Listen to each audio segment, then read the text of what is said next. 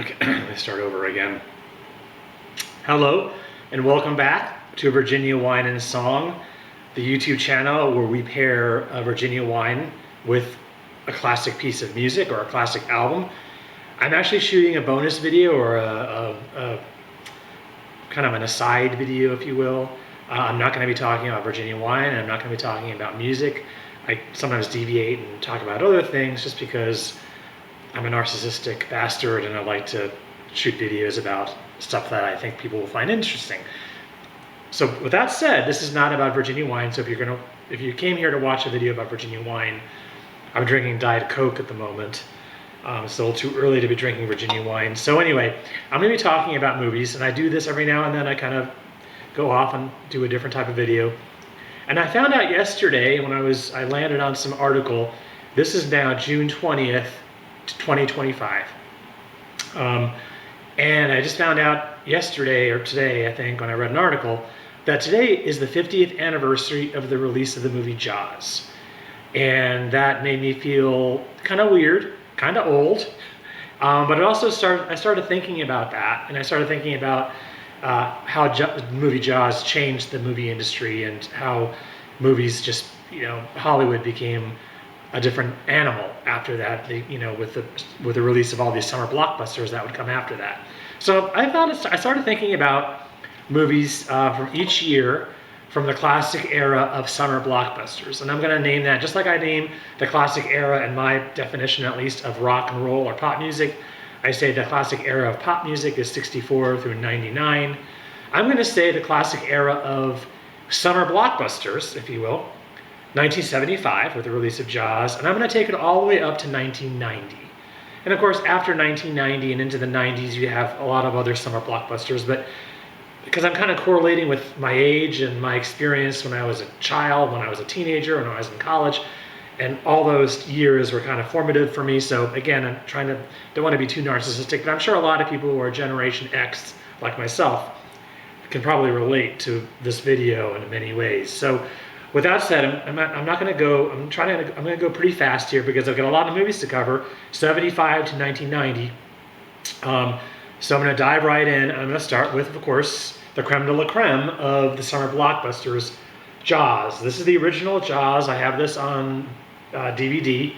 I never upgraded to Blu-ray. I just, for some reason, the DVD seems fine. It's a remastered DVD, but it is the classic Jaws movie. And if you know anything about movies, and anything about Jaws in particular, the original Jaws, you'll know that Steven Spielberg could not get the mechanical shark to work for the first month or so that they were shooting this film. And he was on a very tight schedule. Back then, Spielberg was not the renowned director that he is now. This was only his second theatrical movie.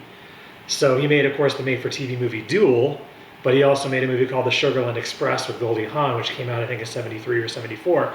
This was his first, really big budget movie. So he had a tight budget. He was adapting a book, a very famous book called Jaws by Peter Benchley, and the mechanical shark wouldn't work for the first half of the movie, or the first month or so of shooting. So he had to get creative. As he said, he had to get Hitchcockian. He, like many other directors of that era, were highly influenced by Alfred Hitchcock. So the movie Duel was very much a homage to Alfred Hitchcock, if you've ever seen that. So he got Hitchcockian, and he worked around the fact that the mechanical shark wasn't working. And as a result, I think he made a better film. And I think he agrees, and I think most critics agree, and I think most audiences agree. Had you seen the shark really early on in the movie, would it be the same movie as when it does finally appear in the movie? And if you've seen this movie, and I think most people have at this point, you'll know that the shark does finally appear almost halfway into the movie, because he finally got it to work. Bruce was the name of the mechanical shark, and they finally got it to work. And of course, that sequence where you finally see it is a jump out of your seat moment. And had the shark worked earlier, that scene, that scene that I'm talking about, and I'm not going to ruin it for you if you've never seen the movie, but it probably wouldn't have the effect as it has in the final form. So anyway, this is a classic movie, the godfather of all summer blockbusters. I was very young when this movie came out. That's why I felt very old when I found out they were celebrating the 50th anniversary of this movie this week. I think they're showing it in a lot of movie theaters. I think they're showing it on various streaming channels. It's a big deal, apparently. The sequels, we won't even talk about the sequels. We'll just concentrate on that. So this is 1975. And by the way, I don't have DVDs of all of these movies I'm listing, so I don't have show and tell for all of them. Most of them I do have DVDs or Blu-ray copies of these movies, but a lot of them I don't. So if I don't have the Blu-ray, I'll mention the movie and we'll move on. But anyway, 1976. The year after Jaws and the year before another movie, 1977, I think we know the movie we're talking about for that year. 76 didn't really have a big blockbuster, at least a family-friendly big blockbuster, because Jaws was still, I think they even re-released Jaws. Back then in the 70s, video rentals were not a thing yet, and of course streaming was not a thing, so they would bring movies back to the theater regularly, and I think they brought back Jaws, they brought back The Exorcist, and they brought back a lot of movies several times throughout the 70s, just because people wanted to see them again, or kids were getting older and they were becoming old enough to watch these movies. But 76, there was a blockbuster that was not really kid-friendly, but it was a blockbuster all the same, and that was The Omen. The original Omen from 1976 was a blockbuster. I think between the two Devil Children movies, one of them, of course, being The Exorcist, that came out in 73, and The Omen, which came out in 76, I find The Omen more entertaining, and I find The Omen has more rewatchability. It seems to be more tongue-in-cheek and a lot more fun, if you want to say that. It doesn't have the shocks that The Exorcist has. The Exorcist also really dives deep into the meaning of spirit. Oh God, I can't even. I'm getting so excited about talking about these movies. I'm having a hard time pronunciating things, which I do sometimes because I have a tendency to talk fast. The spirituality of these movies, like The Exorcist, the Catholicism that's examined in The Exorcist, they don't really talk about that in this. This movie is more of a blockbuster. It's just a fun cliffhanger movie. It's got some scares in it. It's got some really good acting by Gregory Peck and Lee Remick and David Warner and Billy Whitelaw. And of course, the little child in this is played by Harvey Stevens. He's the original Damien. Just an all-around effective movie. I rewatched it again a couple of weeks ago, and it is still fun. It does have that one infamous sequence that was shocking back in 1976. Not so shocking now because it's very obvious in this era of CGI.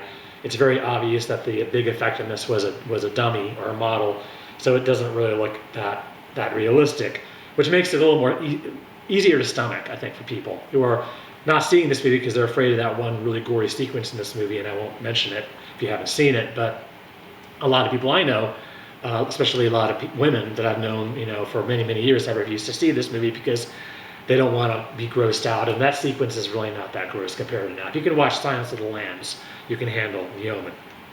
They made sequels, of course. I actually like the sequels. I think the sequels are very interesting. They kind of talk about Damien and how he rises and when he realizes who he is. That's very compelling, especially in the second movie when he goes to military school and he becomes heir to this food additive corporation that is bent on taking over the world with their food additives. I mean, it's kind of timely in a weird way. And then, of course, in the third movie, he becomes second in line to be the president. So, and then we have the fourth movie, which has nothing to do with the other ones, where Damien her name is Delia, and she's a female. That has nothing to do with the original Omen. And of course, they made the remake of this in 2006. They made a remake to this with Julia Stiles and Liv Schreiber and Mia Farrow, which was actually pretty good. It was kind of a shot-for-shot remake. I like the original for nostalgic reasons, but the remake was decent. And of course, probably a little more sophisticated with the effects in the remake. But anyway, this was a blockbuster that year, not really a kid-friendly blockbuster. By the way, I'm going to go back to Jaws really quickly. This movie was rated PG. And there was, if you see an old movie ad for this, or if you have the old movie poster, if you find it somewhere, you'll see right next to the PG rating a little disclaimer that says, maybe too intense for very young children. You got to remember, this PG-13 wasn't around back in 1975. So this movie was definitely intense. I was probably too young to see it. I did not see this when it first came out in the theater because I was too young. I kind of wanted to because it intrigued me, but I'm probably glad I didn't because we did a lot of vacationing when I was a child at the beach. I probably would have never gone into the ocean again had I seen it at that young age. But anyway, it got a PG rating. with that little thing saying maybe too intense for young children. The PG-13 didn't come out until 1984, so that's why. Anyway, okay, so we got Jaws, we got The Omen in 76. 77, I think we know what movie I'm going to pick. I'm going to pick The White Buffalo, or I'm going to pick Sorcerer, or I'm going to pick Smokey and the Bandit, or I'm going to pick MacArthur, or I'm going to pick The Deep. No, none of those. I'm not really going to talk about Star Wars that much because, I mean, what else is there to say? This is actually, they put these out in these things called steel boxes back in the mid 2000s, I think, or maybe the 2010, around 2010, 2012. What is the year of release of this? 99. Okay, so I guess it came out in 99. I didn't even realize Blu-ray was around in 1999, but maybe it was. So these are steel boxes, and they released the first three movies in the series, the original three, I should call them, on steel box. And I got all three of them. I like Star Wars. I saw it numerous times in the theater when I was a kid. I was old enough to see it at that point. Every single birthday party that I went to, I think in 77, we all went to see Star Wars. So it was great seeing it in the theater. And I'm not a real fanatic about Star Wars movies. You know, I like them, but I haven't seen any of the remakes. I think I saw one of the recent Star Wars movies, and I thought it was entertaining. The one where Harrison Ford, Han Solo shows up again, and Carrie Fisher shows up again. I can't remember which one that was, but it came out I think in 2015 or something. I did see that, or 2014. I can't even remember the names of them because they just all kind of blend in at this point. Back then, the Star Wars movies were a big event because they were released kind of far apart from each other. This came out in 77, The Empire Strikes Back came out in 80, and Return of the Jedi came out in 83. So there was a three-year lapse between each movie, so you could remember them more. Now they just throw everything out, plus you have all these offshoots, you know, the solo movies and all these other, it's too confusing for my older brain to process. So anyway, Star Wars 77, this kind of sealed the deal for blockbusters. At that point, studios are saying, okay, we've got to have a summer blockbuster every year, at least every other year if we can, because people seem to love them. So we're going to move on to 78. And another year that we didn't really have a big family-friendly summer blockbuster that year. Jaws 2 came out in 78, which I wouldn't really call that a blockbuster. Damien 2, Damien, the second Omen, came out in the summer of 78. Again, not a huge blockbuster, not really family-friendly. Jaws 2 is not very good. So there wasn't really a big family-friendly movie that summer. Superman, that came out, but that came out later in the year. They came out around Christmas, as I recall. So I'm going to pick another movie for 78, and I'm picking this mainly for personal reasons. This is Animal House, and I actually saw this in the theater. I was probably too young to see it in the theater, and it was the first R-rated movie I had ever seen. So, and it's held up. It's still a wild comedy. It's one of the best comedies I think ever made. I definitely was too young to see it when I first saw it. My sister took me to see it. She was old enough, but she took me in to see it. We were going to see some other movie that was sold out. So she said, we're going to see Animal House instead. And I actually protested. I said, I'm not old enough for that. I was, self-monitoring myself. But she took me to see it anyway. And it was great. I mean, I probably was way too young to understand most of the gags, but now, of course, it's a classic. It came out in the summer. It actually had a kind of a slow release because Universal, they knew it wasn't really a family-friendly movie, so they kind of put it out in limited release initially, but then the release patterns of movies way back then was really interesting because movies, like I said, movies played for a long time in the theater. They would play for 6 or 7 months in the theater if it was a popular movie, and Animal House definitely was in the theater for a long time. And it's a great all-around movie. I fire it up like once every couple of years. It cheers you up. If you've seen it, you know what I mean. This movie and The Blues Brothers, they both are really fun movies to watch and rewatch, I think. So anyway, that's Animal House. So that's 78. 79, I actually don't have a Blu-ray or a DVD for that particular summer. And a lot of people may think I would pick Alien because that came out that summer, 79. I didn't see Alien in the theater. Again, probably a little too young for that. I saw Animal House in the theater the previous years, but I didn't see Alien. And honestly, even if I would have seen Alien in the theater, I like Alien. I think it's a good movie, but I think it's not a movie you can watch. At least me. It's not a movie I can revisit all the time. It's just not. it's a very grim movie, I think. And if you've seen it once, I think once is enough. I mean, I'm going to probably offend a lot of horror movie and sci-fi movies buffs out there, but I just wasn't a huge fan. And none of the sequels either that moved me that much either. They were good seeing them once, but I guess I'm not a huge fan of that franchise, is what I'm trying to say. But I like the original Alien a lot. I think it's very stylish, and I like the second one as well, Aliens. But for '79, I'm going to pick another movie that I saw in the theater, and I was probably maybe a little too old to see this movie in the theater, but I loved it anyway, and I still love it. I don't have it currently on any kind of medium. I had it on VHS, and that's the Muppet movie. The first Muppet movie, I think, because I rewatched that again with my nieces, like I think 15 years ago when they were still young enough to appreciate it.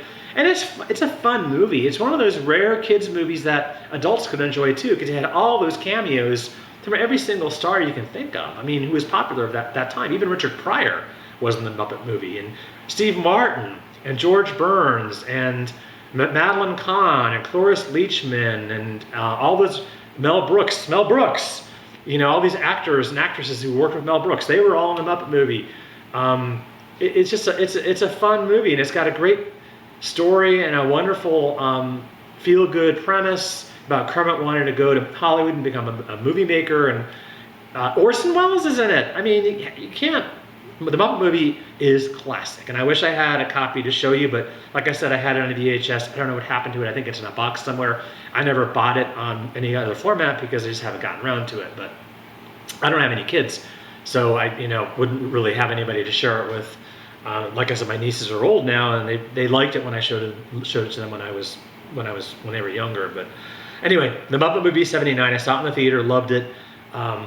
That was why I would pick the Hollywood blockbuster '79. I got to move a little faster here. 1980 was a hard year to pick because there were a lot of movies that year. A lot of people were going into the '80s now. '80s, they were really ramping up the blockbusters. You had Empire Strikes Back that summer, which was huge.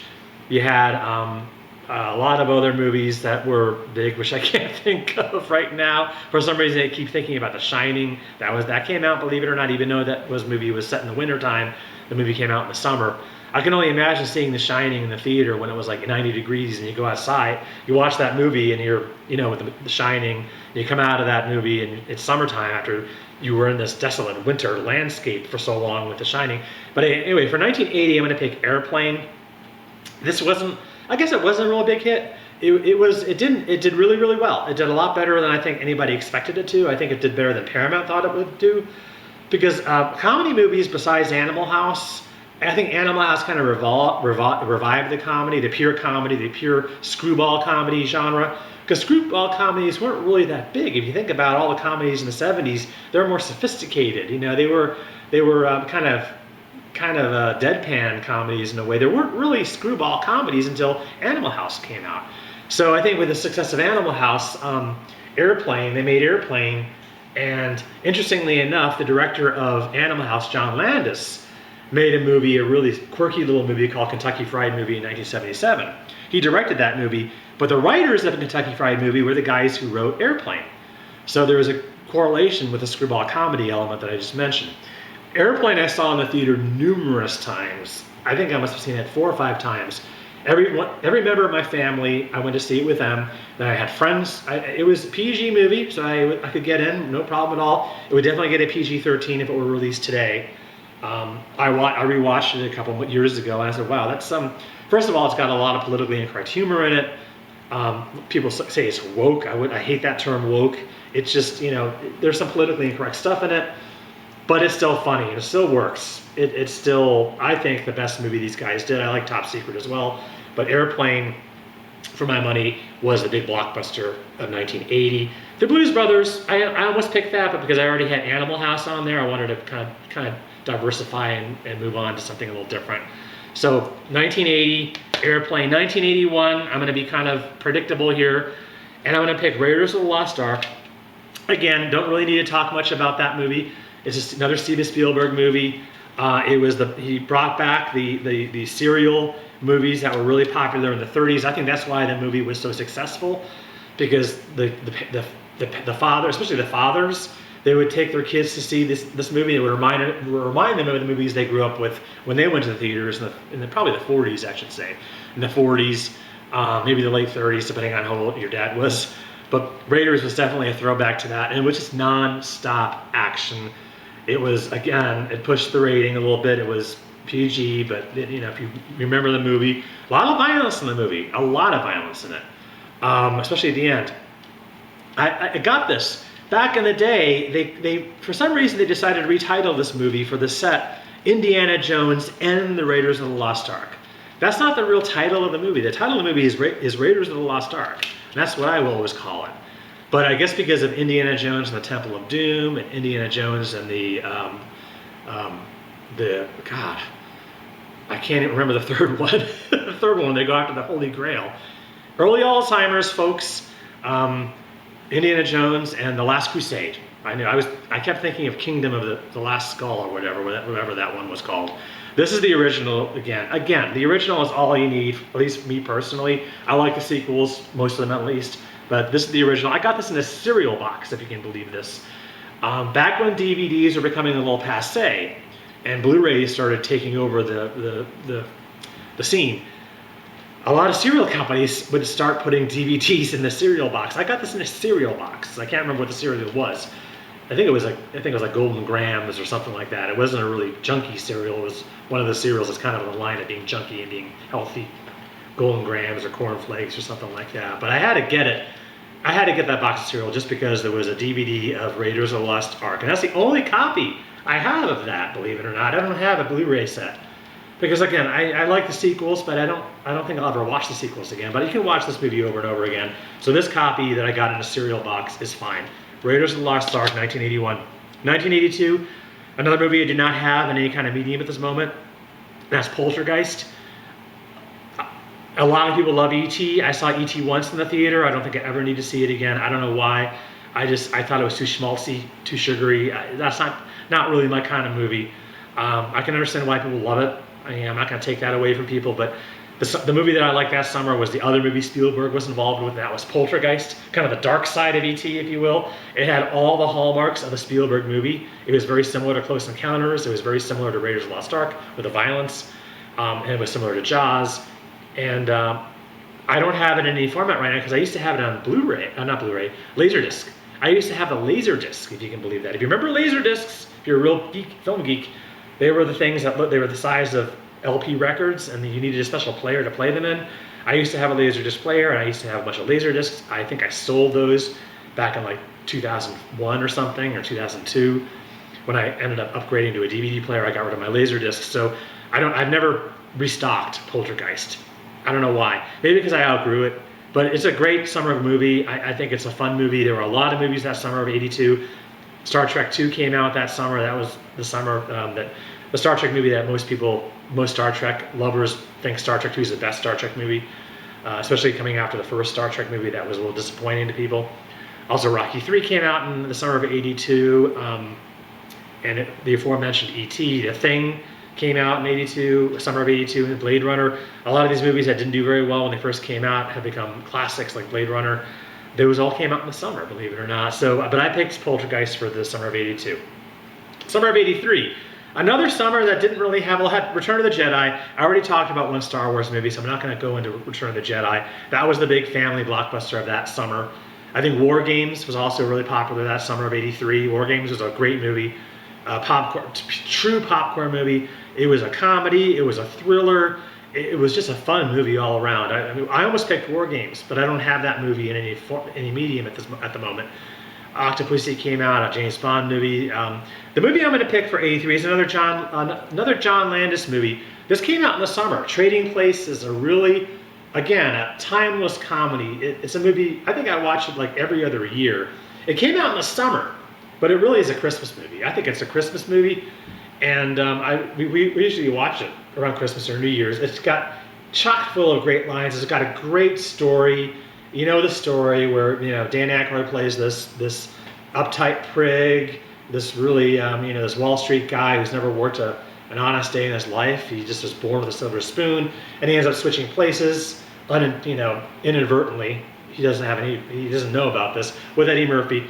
It's a great movie. Don Amici, Ralph Bellamy, Jamie Lee Curtis is really wonderful and funny in this. I think it's probably my favorite performance by her, actually. This is just an all-around great movie. Trading Places, see it. It's a Christmas movie that came out in the summer. I consider it to be a blockbuster. It was a blockbuster that summer. I remember it was a big hit in the summer of '83. So I picked that. Summer of '84, another movie I don't have currently on any kind of medium because I gave it away. Ghostbusters. I don't really need to talk about that because like Raiders of the Lost Ark and like Star Wars, everybody knows about Ghostbusters. I saw Ghostbusters in theater. I was in high school when it came out, and it really took everybody by surprise. I knew it was going to be a funny movie because of the cast, but it was probably the most fun I ever had in a movie theater. Everybody in the theater, including a lot of people I went to school with, they were all there. We didn't all go together, but it was our town only had a couple movie theaters, and this was showing there, and we all went to see it opening night, and it was a blast. Everybody loved it. It was just a great audience. That's probably why I don't have it, why I never bought it. I did buy it on VHS, or not VHS. I had it on VHS, and I think I had it on Blu-ray or DVD, but I think I donated it I gave it to somebody who appreciated it more. Probably because I don't think I'll never be able to relive it, seeing it in the theater like that. And I do love the movie, don't get me wrong. I think it's a great movie. It's a great blockbuster. It did very well. That summer also had The Karate Kid. It had the first Indiana Jones movie, Indiana Jones sequel, The Temple of Doom came out, which was, by the way, the Indiana Jones and the Temple of Doom, and Gremlins, which also came out that summer. Gremlins is another Christmas movie that came out in the summertime. Those movies I mentioned, Gremlins, Indiana Jones, and the Temple of Doom, they were the reason the PG-13 rating was established, and that was established in the summer of '84. The first PG-13 movie that was out that summer was Red Dawn. So there you go. Again, being a film geek when you're growing up and working at a video store, all that kind of comes into play here. So that's summer of '84. Big summer for a lot of blockbuster movies that summer, but the one I picked was Ghostbusters. '85, kind of similar to the summer of '84. By now, '80s blockbusters are becoming really, they were in their prime. I think this is when they peaked. '84, '85, I think is when the summer blockbuster peaked. Because in the summer of '85, you had the movie that Spielberg produced that everybody thought was going to be the big hit that summer, and that was The Goonies. And The Goonies did pretty well. It didn't do great business. It did good business. I think it was the #1 movie for 1 or 2 weeks. But Rambo, First Blood Part 2, that was actually the big movie that summer. That was the biggest movie that summer. Was the sequel to Rambo, which it's hard to believe now, but that was the biggest movie that summer. Well, I take that back. The movie that I picked eventually became the biggest movie that summer. But that First Blood Part 2 came out in the early part of the summer, so that was the big hit of the first part of the summer. We also had Cocoon that summer, a lot of movies, a lot of big movies. Fletch was a big movie that summer. But the movie I'm picking, of course, Back to the Future, which took everybody by surprise. It didn't really have any big stars in it. Michael J. Fox was only known really for TV at that point. Christopher Lloyd was also only really known for TV at that point. It had a time travel element, and time travel movies were not really that big at the box office. Like movies like The Final Countdown, they didn't do very well. I mean, time travel movies, a lot of studios were kind of skeptical about them. Of course, this movie defeated all of those odds and became a beloved movie. It's a movie that you can watch over and over again. I have this on Blu-ray. I like this, again, another case where I like the sequels, but I don't think I ever need to watch the sequels again. The original is all I need, just like Raiders of the Lost Ark. Don't really need to talk about this. I think I read somewhere that they were planning a remake of this. Please, God, do not do a remake of this movie. Oh my God, how can you remake this? I'm sorry. It's a perfect movie, I think. And it takes a little while to get going. I remember when I first saw it in the theater, I was thinking, oh, this movie's taking a little while to get going here, and it's not a very long movie, but once it gets going, it really takes off. So it's a favorite. Back to the Future from the summer of '85. Summer of '86, I don't have this on physical medium. I don't think summer of '86 was really a great movie, a movie summer for some reason. That summer of '86, like I said earlier, I wasn't a huge fan of the Alien franchise. I liked Aliens. I saw it in the theater, but I never felt the need to see it again. I thought Aliens was more of a war movie than a horror movie. I didn't really care for The Fly. I thought The Fly was just a gross out movie. I've never been a fan of John Hughes. I know I'm not, this is an opinion I really don't share with many people. I just never liked John Hughes. I thought his movies were trite and unbelievable. I was actually a kid when these movies came out. I was upper teens when most of his movies came out, and I thought they were just too hokey and unbelievable. I did not like The Breakfast Club. I'm sorry. I didn't like Ferris Bueller's Day Off. The movies by John Hughes that I liked were the movies that were about adults. I liked Planes, Trains, and Automobiles. I really liked that movie. And I liked the movie he wrote, National Lampoon's Vacation, the first Vacation. He wrote that. I liked that too. But his movies about kids, I thought they were too cliched and unbelievable. And too much Chicago. I mean, why are we always saying Chicago? I don't know. Even Weird Science. I don't get that stuff. Anyway, moving on. 86, I'm going to pick Top Gun just because that was the big phenomenon that summer. I mean, there weren't a lot of big hits that year, that summer. You know, Ferris Bueller's Day Off was a big hit, which I didn't care for. Back to School with Rodney Dangerfield, which I also didn't really care for. I liked Rodney Dangerfield in Caddyshack, but I didn't really like any of his other movies. I thought he was too over the top for me. So I picked Top Gun just because, and I had Top Gun. That's another movie I had on Laserdisc, just because I wanted to get Top Gun on Laserdisc, but I never replaced it. I liked Maverick. I really liked the sequel that came out a couple of years ago. I liked that even more, I think, than Top Gun. But I'm going to pick Top Gun for the summer of 86 because I have to pick something, and that's the only one I could think of. Summer of 87, another movie that wasn't really a kid-friendly movie. Summer of 87 didn't really have a lot of kid blockbusters that I can think of. Dirty Dancing came out that year, but that didn't come out until the end of the summer. Beverly Hills Cop 2 was the big movie of that summer, and that was not really a kid movie. So I guess Adventures in Babysitting was kind of a kid's movie, but that wasn't a huge hit. So Summer of 87 was kind of a strange movie year, a strange summer for movies. So I'm going to pick that summer, and I'm dropping things here. The blockbuster I'm going to pick for that summer is The Untouchables. I think I'm getting a little long-winded here, and I'm probably boring the crap out of my audience. So I'm probably over the half-hour mark by now, so I'm gonna go a little quicker. The Untouchables, Kevin Costner, the movie that really kind of made him a big star. Robert De Niro playing Al Capone, you can't go wrong with that. I remember seeing this in the theater. Sean Connery, I mean, this, believe it or not, was the only movie where Sean Connery gets, well, I'm not gonna give a spoiler. If you haven't seen it, I'm not gonna spoil it for you, but he got an Oscar for this movie, Sean Connery did. It's a great one, and this was another movie I saw in the theater where everybody was quiet. I mean, everybody was just blown away, no pun intended, by this movie. It came out in the summer, and I think it may have been the #1 movie not Beverly Hills Cop 2, I think was the #1 movie that summer, but this movie was a real big hit that summer. Okay, I'm gonna move really quick because I have a couple more movies to go through, and I'm gonna go through them very quickly because we're getting up toward the end here. The summer of 88 was a big summer for movies as well. You had a real interesting variety. You had comedies like Big and Who Framed Roger Rabbit, and then the sequel to Crocodile Dundee came out that summer. Bull Durham, which was more of an adult comedy. You had, for action movies, you had Red Heat with Arnold Schwarzenegger. You had The Deadpool, which was a Clint Eastwood movie, a Dirty Harry movie. You had Cocktail with Tom Cruise. It was summer of 88. It was a lot of variety. A Fish Called Wanda, that came out that summer. The movie, of course, I'm going to pick, though, is Die Hard. Again, it's a Christmas movie. You know, if I'm going to call Trading Places a Christmas movie, I'm going to have to call Die Hard a Christmas movie, too. I don't know why there's such a debate about that. It's crazy to see people argue about that on social media. You know, Die Hard is a Christmas movie. I mean, it's set at Christmas time. It came out in the summer, but it's set at Christmas time, you know, whatever. But Die Hard 2 also was a Christmas movie because that was set during Christmas. But the original Die Hard, this, by the way, is a set. I had the original Die Hard once again on Laserdisc, and when I got rid of my Laserdisc player, I never replenished my copy of Die Hard just because I just never got around to it. And I finally decided to get this Blu-ray collection with all of the Die Hard movies. The first 3 Die Hard, the first one, of course, is the best one. The first Die Hard where he's trapped in the high rise. I actually like the second one. A lot of people didn't like the second one. Set at the airport. It's supposed to be Dulles Airport, but it's not really Dulles Airport. It's another airport that's standing in for Dulles Airport. But I like that one, even though it was very similar to the first one. The third one also has its fans. I thought the third one was good. I didn't like the third one as much as the second one. The ones after that we won't even talk about, but they're in this set just because I got it for the first movie.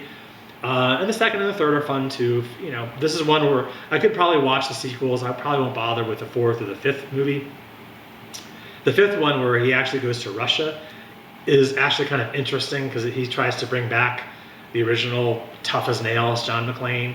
And Bruce Willis, as we know, is not doing well health-wise. So I think that's another reason I got this set, because I think I just found out he was diagnosed with this really rare illness, and I wanted to do a kind of my tribute to him. He's still around. Hopefully he'll be with us for a while. But anyway, this is 1988, summer of Die Hard.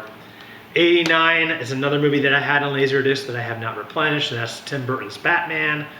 All the other Batman movies that came out since the Christopher Nolan Batmans have kind of overshadowed. But if you were around in '89, you remember what a big deal that Batman movie was. Even the Prince soundtrack. The Prince soundtrack is not considered to be one of Prince's better albums, and there's actually a gag about that. And if you ever saw Shaun of the Dead, there's a gag about the Batman soundtrack in that. But at the time, the Batman soundtrack was huge because people were reliving the movie when they were listening to the soundtrack, because it has, like, you know, excerpts from the movie in the soundtrack. That song, Bat Dance, remember that song? If you weren't around in the summer of '89, you probably never heard that song, because I think that song was around that summer to tie in with the movie, but then it disappeared. You never heard Bat Dance again. In fact, I don't even think it was on the Prince Greatest Hits that they released.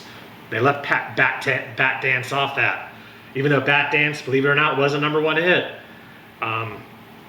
So yeah, that was a big movie. I remember seeing that as a midnight screening the night it opened. We saw it at midnight, and that was another experience that was really memorable to see that as opening night. And that was a summer blockbuster. That was a big one that summer. There were a couple other big summer movies that year. Dead Poets Society, which was a summer movie that was not your typical summer movie because it was a drama, but it was big. That was a big movie that summer, as was Field of Dreams. That was a big summer movie too. The sequel to Lethal Weapon came out, Lethal Weapon 2. That was a big summer movie that summer. Honey, I Shrunk the Kids. I think that was a big movie because it opened up the same day as Batman did. And people who could not see Batman, I think, ended up going to see Honey, I Shrunk the Kids. So that's why that became such a big hit. So that was a big year. That was summer of 1989. Summer of 1990, this is the last summer. This is what I consider to be the official end of the blockbuster era for summer movies. Summer of 89, or summer of 90, Dick Tracy, that was promoted as the next Batman. That was going to be the summer's Batman was going to be Dick Tracy. I think Disney had a huge rollout for that. They were advertising that movie months in advance, just like they did for Batman the previous year. You saw movie posters for Dick Tracy like in February, and Dick Tracy didn't come out until June. But I'm not going to pick that. You know, I saw Dick Tracy once. I thought it was I thought it was fun. I wouldn't call it a great movie. Warren Beatty directed it, a very interesting director to make a movie like that. He starred as Dick Tracy. He did a really good job as a deadpan Dick Tracy, and Al Pacino was great. He'd shoot all the scenery that he could get his teeth on, but Al Pacino was good in that movie. Even Madonna was good, but I'm not going to pick Dick Tracy. I'm not going to pick Total Recall. Total Recall was Arnold's big movie that summer. The movie that I'm going to pick for that summer came out towards the end of the summer, and that is another comic book movie that I thought was better than Dick Tracy, and that's Darkman. And this was, believe it or not, Sam Raimi's first big budget movie. Sam Raimi, of course, made The Evil Dead, and he also made The Evil Dead 2. And those movies came out, I think, in '83. The first Evil Dead came out in '82 or '83. Evil Dead 2 came out in '87. And those are the two movies that Sam Raimi was known for. He was given the keys to the kingdom for Darkman. I mean, he wrote the script. This is not based on any comic book. This is an original idea that he had. I think he wrote the script with somebody else. Who did he write the script with? Screenplay. Sam Raimi, Ivan Raimi, Daniel Goldwyn, and Chuck Ferrer. Maybe it was based on a comic book. I don't know. You can correct me in the comments. I don't think it was, though. I think it was an original idea for this guy, Darkman, and it is pretty dark for a Hollywood, big budget Hollywood movie. It's violent. It's not extremely violent. It does a lot of work with models. Again, this is before CGI. There's a little CGI in it, maybe, but mostly it's models, and it's really effective, and it's very funny, and Liam Neeson does a great job as this tortured Darkman character, kind of a play on the Phantom of the Opera. It's got a little bit of that going on there. It's got a little bit of these classic Universal horror films like The Mummy and The Invisible Man, kind of all of that kind of wrapped into this thing. It's actually a Universal movie, so it's a real tribute, I think, to Universal horror movies. And it's horror. I wouldn't really call it horror. It's more of an action film. And it's got a lot of comedy in it, a lot of comedy. It's very dark humor. I loved this movie. I came out of the theater, I was even thinking, I like this movie even more than Batman for the previous summer. So I picked this as the big blockbuster of the summer of 1990. Probably not really kid friendly, but I'm sure a lot of kids got into it when it came out. If they were able to get into the theater to see it, it was rated R. Like I said, it's got some violence in it. But anyway, that's it. I'm just gonna go through them on my list here. 75, Jaws. 76, The Omen. 77, Star Wars. 78, Animal House. 79, The Muppet Movie. 1980, Airplane. 81, Raiders of the Lost Ark. 82, Poltergeist. 83, Trading Places. 84, Ghostbusters. 85, Back to the Future. 86, Top Gun. 87, The Untouchables. 88, Die Hard. 89, Batman. And 1990, Darkman. After that, 91 all the way to current. You know, maybe I'll do a sequel to this video, maybe not, because I'm a little long-winded from talking so much. So anyway, the three people that watch this video, thank you for watching this, and we'll see you soon.